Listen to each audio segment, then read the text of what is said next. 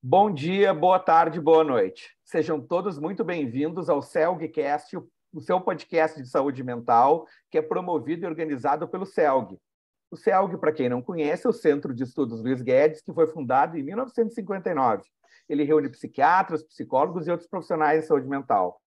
E o CELG promove diversos cursos de capacitação e especialização, principalmente com foco de psicoterapia, mas em outras áreas também. Mas para vocês que ficaram curiosos, vocês podem nos visitar no site do CELG, que é o www.celg.org.br. Hoje a gente vai falar sobre as jornadas científicas do CELG, enfim, que são muito tradicionais, elas ocorrem desde 1960, a cada 2 anos.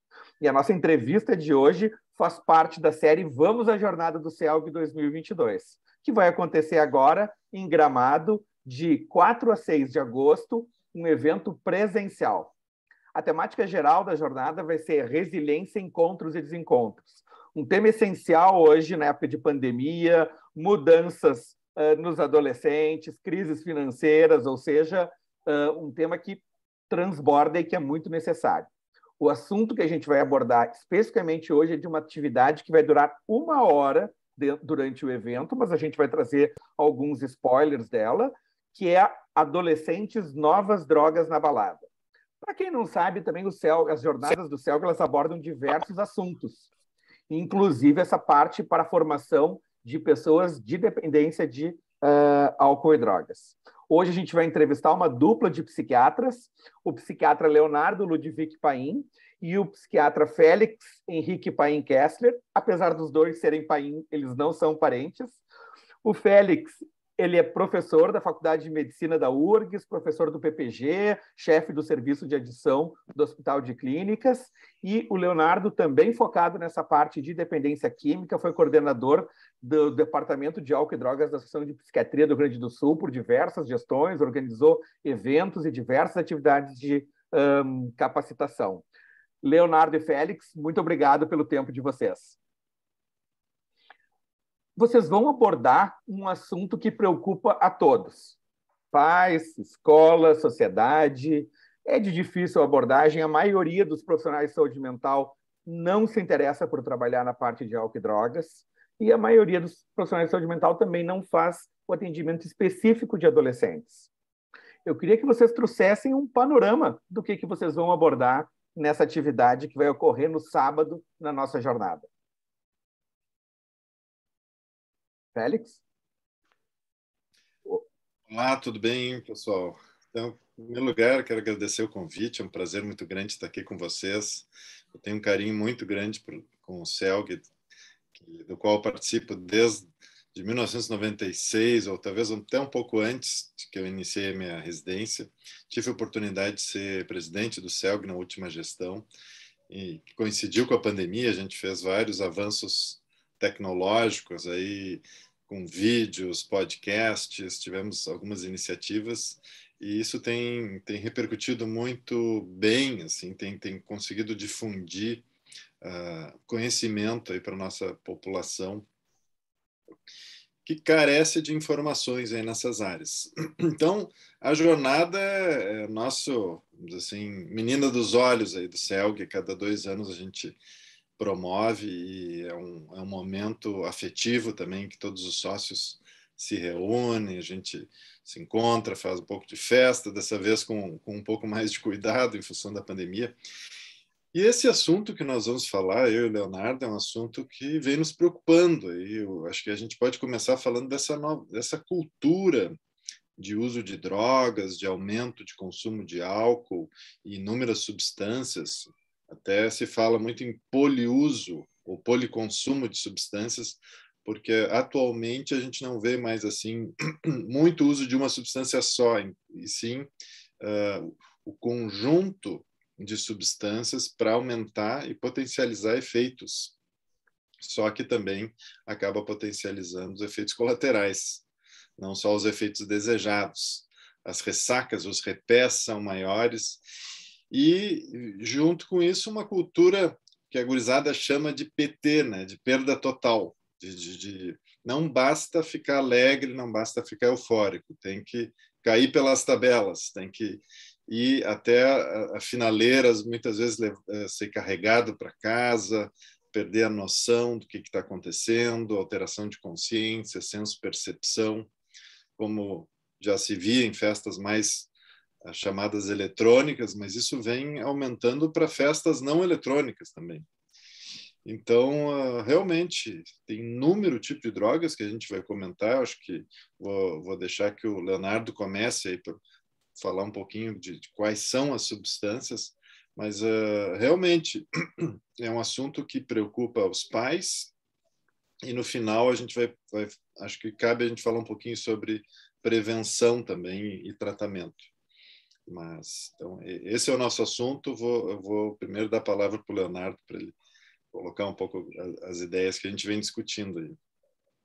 Bom, é um prazer estar com vocês aqui no CELGcast, né? Admiro muito o trabalho que o CELG vem fazendo, né? É um trabalho de muita seriedade, muita relevância científica e de treinamento de material humano numa área tão delicada, tão complexa, né? Então, é realmente um farol aí que guia o ensino. Bom, a ideia de hoje é a gente conversar sobre um fenômeno que nós observamos acontecer já há algum tempo, né? Embora a gente não tenha dados tão consistentes do ponto de vista de ano a ano de aumento, né? A gente já tem trabalhos de levantamentos nacionais, já tem trabalhos como o LENAD, mostrando que a iniciação no uso de substâncias, e a gente está falando aí de álcool, por exemplo, vem acontecendo mais cedo. Tá? Como o Félix disse, né, esse álcool acaba sendo parte de uma ciranda, né, de outras substâncias que também são experimentadas, e nos últimos 10 anos, cerca de 10 mil novas substâncias foram introduzidas no mercado. Claro que em diversos cenários, em diversos contextos ao redor do mundo, né? A gente sabe que as forças de mercado econômicas guiam isso de alguma maneira. Então, tal país vai receber tal coisa, tal país vai receber outra droga, a legislação de alguns é mais rápida, vai bloquear antes, mas houve um gap, inclusive, de algumas dessas drogas sendo de modo mais ou menos digamos assim, acidentalmente consideradas legais, porque elas não existiam para a legislação. Então, elas foram, por um tempo, até comercializadas livremente, né? A gente está falando aí de análogos, por exemplo, da maconha, a gente está falando de estimulantes potentes, né? E é interessante que, junto com essas novas substâncias antigas também voltaram à tona. Né? Então, a gente vê mais alguns tipos de alucinógenos, LSDs e similares, né? Ketamina, que é uma droga que não é tão nova, né? Uma droga criada na Segunda Guerra Mundial, na Primeira Guerra Mundial, né? Como um anestésico, voltando aí a um novo uso, tanto, né? Um uso positivo, né? No caso do uso terapêutico, mas também um uso intenso, grave, né? Tanto no contexto de festa quanto num padrão de abuso, né? Bom, a gente não pode deixar de falar das mudanças que aconteceram também no consumo do álcool, a mudança nos padrões, né? Digamos assim, o uso mais explícito dos destilados, muitas vezes combinando bebidas carbonatadas, né? Acabou minha bateria aqui espero que não tenha prejudicado muito o áudio. Combinado a bebidas carbonatadas com altos níveis de cafeína, os energéticos, né? Formando o famoso kit, né? Facilitando aquilo que o Félix traz, né? Como o PT, né? A perda total. Então, essas substâncias acabam, né, sendo muito mais palatáveis, muito mais fáceis de serem digeridas, aumentando o consumo de destilado de uma maneira exponencial e levando com muito mais frequência a inconsciência, o uso de serviços de emergência, todas as questões, né, associadas, né, o binge drinking, né, que é o consumo para mulheres mais de 3 unidades, para homens mais de 4 unidades de álcool, né, que equivalem a aproximadamente 30 ml, varia um pouco em cada sociedade, né, Esse é o dado talvez mais importante, porque é mais associado a desfechos complicados nos jovens e nos adultos também, né? Sexo desprotegido, entrar num carro com alguém alcoolizado, se envolver em atos violentos. Então, é uma situação realmente que nos chama a atenção. É um caldeirão aí com uma série de aspectos aí que vocês têm trazido, que às vezes as pessoas que não estão muito associadas diretamente ao atendimento de adolescentes não veem isso tão claramente, assim, né? Como é que vocês, qual é a abordagem que vocês vão fazer, enfim, no assunto de vocês, ligando com a temática geral do evento, nessa parte de resiliências, encontros e desencontros, assim, como é que vocês pensaram esse aspecto? Bom, eu posso começar falando assim que resiliência é um termo um pouco amplo até, que na psiquiatria ele pode ter vários significados. Um deles que eu gosto de usar e relacionar com a nossa área tem a ver com regulação emocional. Todo mundo tem, vamos dizer assim, vontade de se autorregular e de alcançar um certo equilíbrio mental dentro dos eventuais estímulos e estressores da sociedade, do ambiente que a gente convive. E cada um se regula de um jeito. Pode ser trabalhando, vendo televisão, pode ser também usando drogas de abuso, usando medicações psiquiátricas, né? Cada tipo de regulador vai ter as suas consequências. E mais resiliente é aquela pessoa que lida com os estressores com reguladores que não trazem grandes consequências a longo prazo. Então, são pessoas que não se traumatizam tanto e que conseguem se manter com certa autorregulação e com uma regulação de baixa potência a longo prazo e que chegam no meio da vida, no final da vida, mais autorregulado, enquanto outras pessoas vão se desregulando, que a gente costuma chamar de se estressando, e o estresse crônico leva não só à ansiedade, que já vem junto como sintomas depressivos de longo prazo. Então, isso é muito comum com pessoas que usam esses reguladores de alta potência, que são as drogas de abuso. Então, a pessoa se torna menos resiliente para o enfrentamento de outras adversidades ao longo do tempo. Por isso que nos preocupa tanto essa gurizada aprender a tentar se regular, né, regular suas emoções e o seu comportamento com essas drogas de alta potência. A gente não citou ainda, mas, por exemplo, é muito comum o jargão balas e doces nessas festas eletrônicas. E o que é isso? Que eles também, em grande parte, os jovens buscam vamos dizer assim, uma regulação mais eufórica, de aumento de prazer, de aumento de bem-estar, e que esses estimulantes que vão na linha das balas, que são anfetaminas, metanfetaminas, né, como êxtase, o MD, que é quase intermediário, que o apelido é Michael Douglas, ou usam muitas vezes a própria cocaína com ketamina, que a galera chama de Calvin Klein. Então, tem muitos, se a gente começa a citar aqui, é interminável.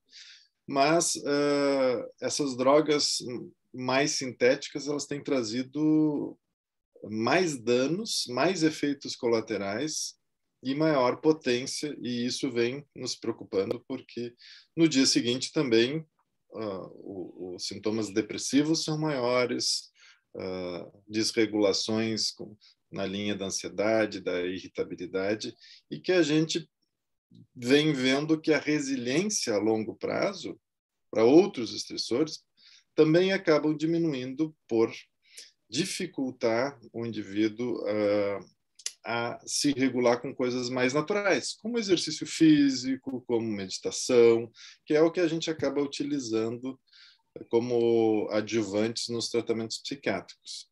Então, tem uma lista grande aí de substâncias que incluem uma série de opioides, incluem agora, eles estão usando benzodiazepínicos estão somando tudo, chamam de apocalipse, por exemplo, põe Rivotril, além de tudo que já usavam, estão entrando na onda dos americanos de adicionar ainda benzodiazepínicos, que com álcool aumenta a sedação e aumenta o risco, inclusive, de abuso sexual, de abusos das mais várias ordens. Então, nesse sentido, tem tudo a ver com o tema central da jornada, que é o da resiliência.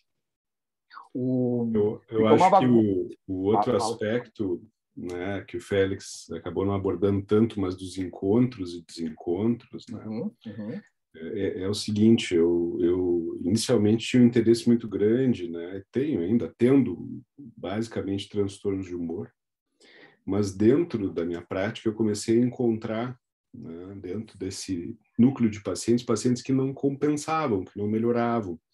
E a grande comorbidade, uma das grandes comorbidades, além da ansiedade, obviamente, no paciente com transtorno de humor, é o uso de substância, né? Então, talvez o encontro aí necessário seja dos profissionais e dos pacientes, né? Quando a gente começa a perceber que a taxa de comorbidade é muito alta, né? Tu precisa te dar conta de que tu vai ter que encontrar esses pacientes, abordar esses pacientes, ou não vai acontecer, não vai ter prática, né? Não vai ter N de pacientes, porque, afinal, a comorbidade é altíssima, né? E, claro, aí a gente não está falando só, né, como o Félix falou, daquele paciente clássico que vai acabar usando as drogas mais comuns, cocaína, enfim, em grande quantidade, ou o alcoolista, aquele clássico, mas os abusos, as situações que muitas vezes vão prejudicar um tratamento farmacológico, vão prejudicar uma psicoterapia, né? Então, a importância de todo profissional estar atento, né, a isso. Essa é a importância de a gente ter, enfim, contato com pessoas que estudam mais aprofundadamente com a temática, né? Usualmente a gente não pensa que os adolescentes estão fazendo esse combo de uso de substâncias, assim, né? Fica uns encontros e desencontros de neurotransmissores também, aí. E fica uma pandemia interna, né? Eu queria ver com vocês como é que a pandemia especificamente influenciou nessa temática, né, de adolescentes e uso de substâncias psicoativas, enfim, abuso, etc. Né? Exatamente. Acho que já deve ter ouvido falar de um artigo que a gente escreveu sobre medo pandêmico, né? Pandemic Fear, o nome de um artigo que foi muito citado. E a ideia, quando a gente escreveu, era exatamente essa, de que quando tem um evento de ordem mundial que traz muitas incertezas, a tendência da nossa mente preditiva é ficar trabalhando em busca de algo preditivo positivo. A gente fica querendo achar respostas. E esse trabalho excessivo acaba nos desregulando um pouco, e pessoas ou com uma genética, uma predisposição, ou com maiores vulnerabilidades, traumas, ou mais sozinhas, e aí entra a questão de conexão entre pessoas, né? Como é importante a gente poder se conectar.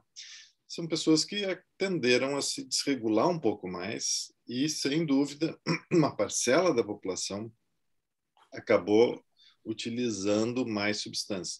Quando a gente vê os estudos, eu li muitos estudos relacionados à pandemia, a gente vê assim, geralmente dividido em 3 ou 4 grupos. Então, um grupo que não mudou muito o consumo, um grupo que até diminuiu no início da pandemia algumas drogas ilegais, e um grupo que já desde o início, por estresse, aumentou, por exemplo, o uso de álcool e o uso de maconha.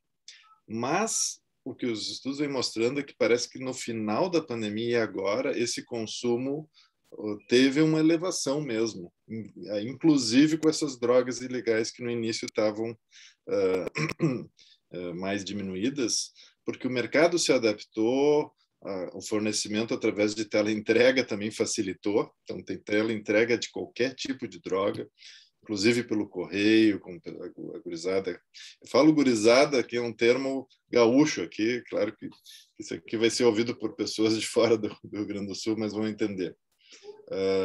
esses jovens compram através da internet e tudo que é tipo de droga. Vapings nem se fala, então esses vaporizadores, cigarros eletrônicos, cannabis sintética que está chegando no mercado, vem sendo muito produzida nos Estados Unidos, N-bomb, que são tipos diferentes já de alucinógenos, e essa gurizada também vem se utilizando com efeitos colaterais de alucinações mais graves, então surtos psicóticos. Então, a gente está vendo um aumento nessa área de transtornos comportamentais, e quem quiser pode ler um outro artigo que a gente escreveu, que é The Next Pandemic, que é a próxima pandemia relacionada aos transtornos mentais após esse grande estressor. Que foi... Excelente. Eu vou depois, a gente vai colocar no texto do nosso podcast no canal do YouTube a referência para esses artigos aí que o professor Félix desenvolveu junto com a equipe dele. Leonardo, o que mais aí, enfim, que tu nos aporta aí, ainda nessa parte de diagnóstico, né? Antes da gente entrar depois na parte de direcionamentos de tratamento e prevenção. Talvez um elemento importante dentro dessa modificação de padrões, né? Então, a moeda eletrônica, o Bitcoin, a internet, o correio, o e-commerce, né? Tudo isso mudou a face do comércio da droga e também o tipo de droga que não é mais essencial, né? Um centro produtor, né? Como a Colômbia, né, os opioides ali, o Sudeste Asiático, né? Então essas drogas são produzidas em laboratório e elas já são mais relevantes, por exemplo, que a cocaína. Então se vê mais MD, êxtase e uma série de outros, né? Porque, por exemplo, tem um trabalho mostrando apreensões de êxtase. Tem várias substâncias ali, não é só êxtase, não é só MD, não é só... A gente não sabe bem assim, o que tem num comprimido, tanto que às vezes tem as cores dos comprimidos, as fotos, então essa coisa mais teen, né? Associada à droga, né? Os blotters de LSD ou de N-bomb, que N-bomb também se confunde muitas vezes com LSD. Então, toda uma temática pop, assim. Então, assim, já é superior ao uso da cocaína, do estimulante clássico, né? E que a gente ainda tem um uso alto aqui por ser muito perto do mercado, preço baixo, né? Por ser perto do centro produtor, né? Então, acho que isso também é relevante para conhecer melhor esse fenômeno. A inflação não está chegando nas drogas, então, como nas outras situações. Félix, e tu estava falando um aspecto importante das teorias que sustentam a autorregulação através de caminhos mais não adequados, né? Que a droga seria um deles. As equipes hoje de saúde estão reguladas para dar suporte para esse novo perfil de adolescente, de relacionamento dos adolescentes, de relacionamento deles com os fornecedores das drogas. Como é que tu vê a capacitação da equipe nesse contexto? É uma ótima pergunta. E eu acho que a gente não tem uma resposta completa, porque, como tu disseste lá no início, nem todos os profissionais da saúde encaram essa temática aí do uso de drogas. Tem muita gente que acha que é enxugar gelo, no sentido de que quanto mais a gente trabalha, mais a gente se esforça, mais aparecem drogas, cultura. E eu me preocupo muito com a cultura, com o discurso, né, que a gente ouve lá fora. Coisas simples do tipo harmonização, né, de pratos com substâncias, né, com álcool. São todos pequenos detalhes que a gente não se dá conta, mas inconscientemente a gente está passando uma ideia de que é difícil ser feliz sem usar reguladores de alta potência. Então, isso vem sendo muito forte e acabam aqueles mais frágeis, né? Claro, sempre é 10, 15, 20% da população. São pessoas que têm transtornos psiquiátricos, que tiveram mais traumas ou estressores na infância. Esses, sim, vão ter mais dificuldade de sair desse círculo vicioso, literalmente vicioso, quando tomam contato com uma substância de alta potência.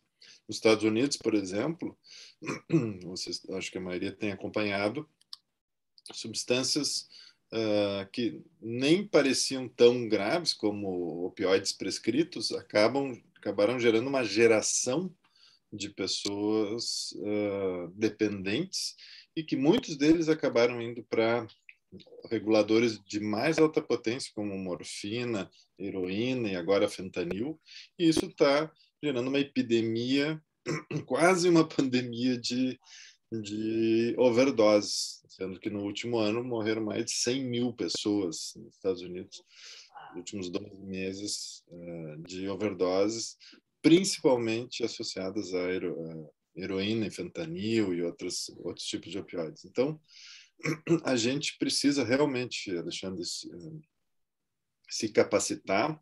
Eu acho que é um ramo, tenho que ser sincero, de que as narrativas elas são muito divergentes. Então, cada estado, cada centro de saúde ainda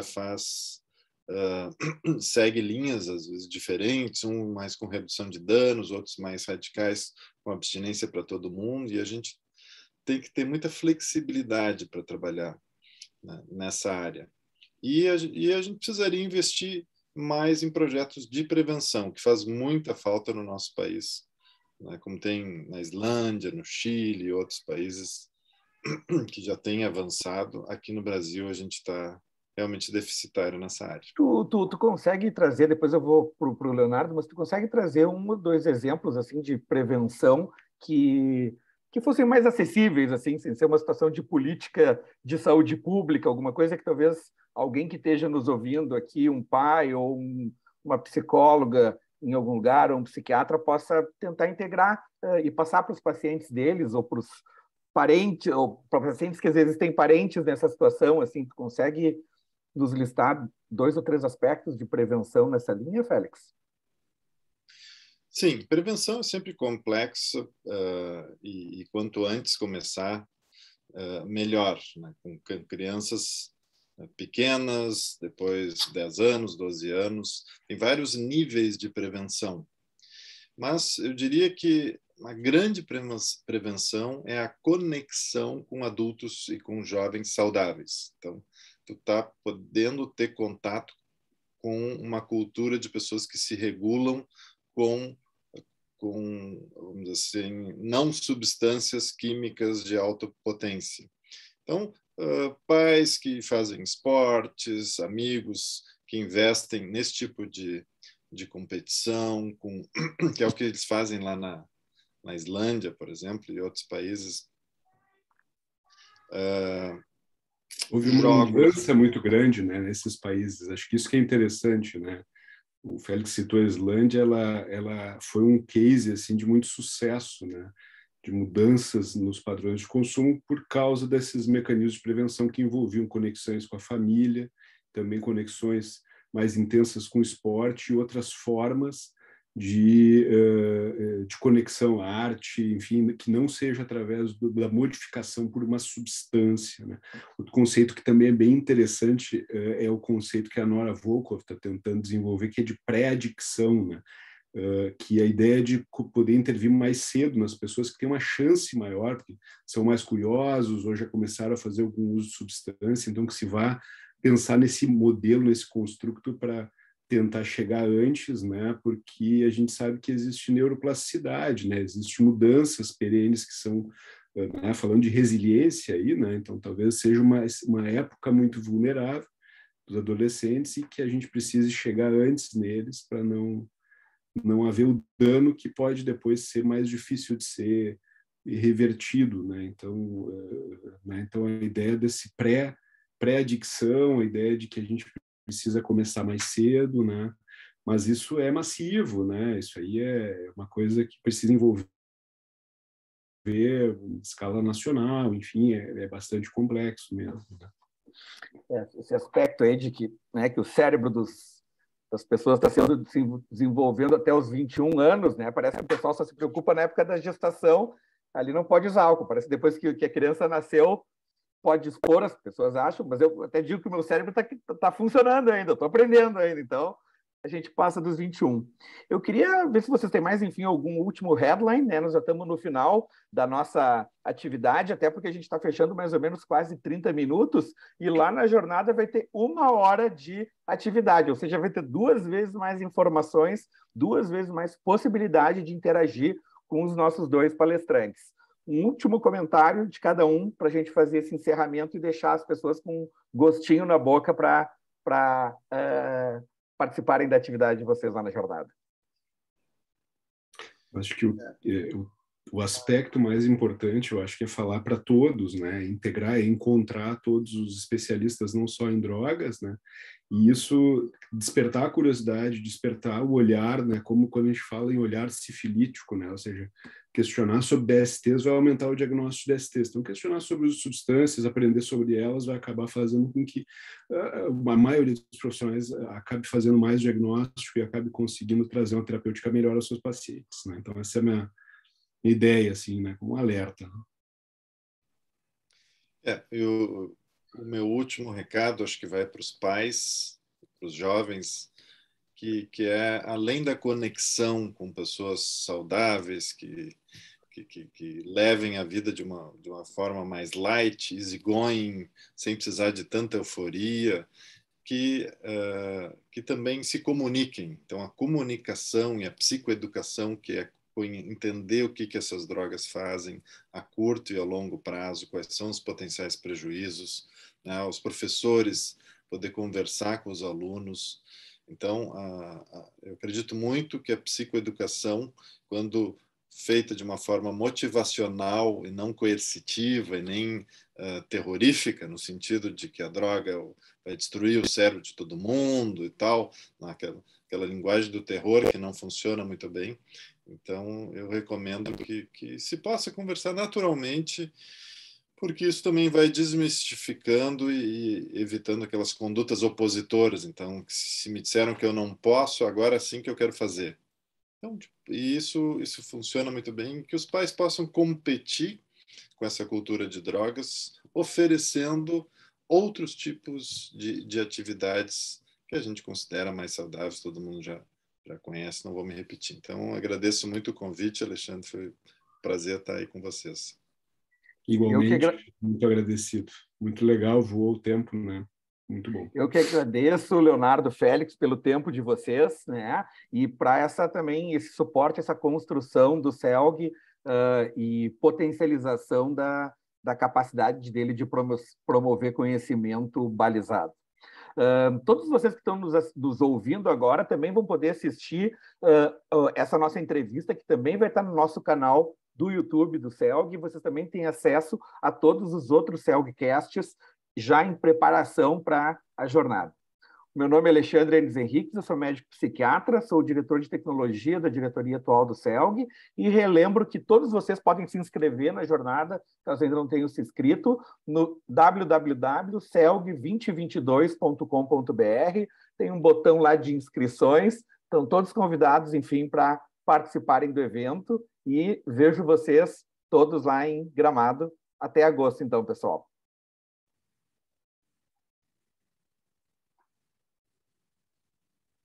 É isso.